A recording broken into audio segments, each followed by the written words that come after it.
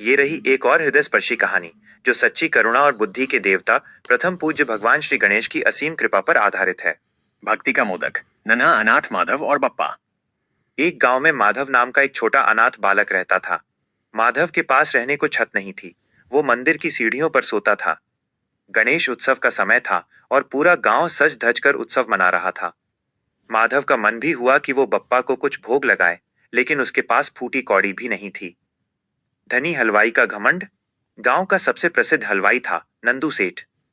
उसने भगवान गणेश के लिए 101 किलो का विशाल मोदक बनाया था, जिसमें मेवे और शुद्ध केसर डाला गया था। नंदू सेठ को अपनी कारीगरी पर बहुत घमंड था। जब नन्हा माधव उसकी दुकान के बाहर खड़ा होकर मोदकों को ललचाई नजरों से देख रहा था, तो सेठ ने उसे डांटकर भगा दिया। सेठ बोला, तारांकन, अरे ओ भिखारी, दूर हट। तेरे मैले हाथों की परछाई भी इन मोदकों पर नहीं पड़नी चाहिए। बप्पा को मेरा ये शाही भोग ही पसंद आएगा। मिट्टी का मोदक और सच्चे आंसू। माधव रोता हुआ मिट्टी के टीले के पास गया। उसने गीली मिट्टी उठाई और उससे एक छोटा सा गोल मोदक जैसा आकार बनाया। उसने मंदिर के कोने में जाकर चुपके से उस मिट्टी के गोले को बप्पा की विशाल मूर्ति के चरणों में रख दिया और कहा, तारांकन। बप्पा, मेरे पास असली मोदक के पैसे नहीं थे, पर मैंने इसे अपने हाथों से और आपके लिए ढेर सारे प्यार से बनाया है। कृपया इसे स्वीकार कर लो।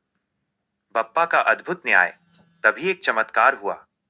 जैसे ही नंदू सेठ अपना विशाल 101 किलो का मोदक लेकर मंदिर पहुंचा, उसने देखा कि वो कीमती मोदक पत्थर की तरह सख्त हो गया था। कोई भी उसे तोड़ नहीं पा रहा था। तभी अचानक मंदिर में एक मधुर हंसी गूंजी। सबने देखा कि भगवान गणेश की मूर्ति के हाथ में वो मिट्टी का मोदक साक्षात स्वर्ण सोने में बदल चुका था और उसमें से दिव्य सुगंध आ रही थी। मूर्ति से एक दिव्य बालक, भगवान गणेश का बाल रूप प्रकट हुआ और उसने वो मिट्टी वाला मोदक बड़े चाव से खा लिया। अहंकार का नाश। भगवान ने कहा, तारांकन नंदू, तूने मोदक अपनी प्रसिद्धि के लिए बनाया था, पर माधव ने इसे अपनी भूख और प्रेम से बनाया है। मुझे मेवों का स्वाद नहीं, भक्त के भाव का स्वाद प्रिय है। नंदू सेठ का अहंकार चूर चूर हो गया। उसने माधव को गले लगा लिया और उसे अपनी दुकान का साझीदार बना लिया। माधव की गरीबी दूर हो गई, पर उसकी बप्पा के प्रति सादगी और भक्ति वैसी ही बनी रही। सीख। भगवान को रिझाने के लिए धन या वैभव की जरूरत नहीं है। एक नन्हा सा भावपूर्ण अर्पण भी उन्हें प्रसन्न कर सकता है।